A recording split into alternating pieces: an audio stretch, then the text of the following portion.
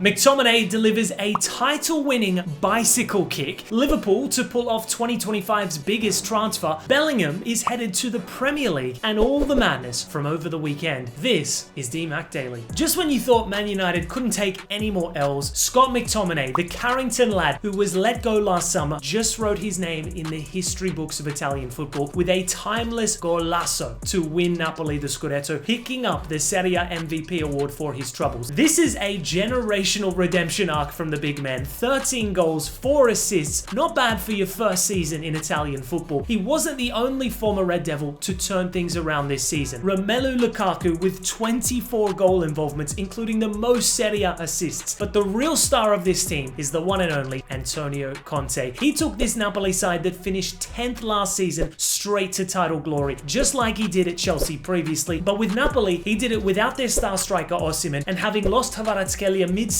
with no direct replacement. Conte is now the first manager in Serie A history to win the league with 3 different clubs, his 6th league title of his career, and in peak Conte fashion, he's reportedly headed for a shock exit from Napoli, with Allegri seen as a potential successor. Crazy times ahead in Naples. Speaking of crazy times, Liverpool Football Club, I was not familiar with your game. When City dropped out of the Florian Wirtz race, it seemed like a Bayern move was inevitable. But out of nowhere, the Bavarian Giants president dropped a bombshell, confirming the German superstar has opted for the Reds instead, with personal terms agreed and a massive 9-figure transfer potentially on the horizon. Liverpool's recruitment this summer looks scary good. They've already locked in Jeremy Frimpong, Milos Kerkez's move appears imminent, and now this? I did not see Liverpool as serious players in the Wirtz race, but I was so wrong. Staying on the theme of the Premier League and football's most expensive fixture, the Championship playoff final delivered a spectacular moment, with 19-year-old Sunderland Academy graduate Tom Watson coming off the bench and scoring a magical goal in the 95th minute to earn his side promotion back into the top flight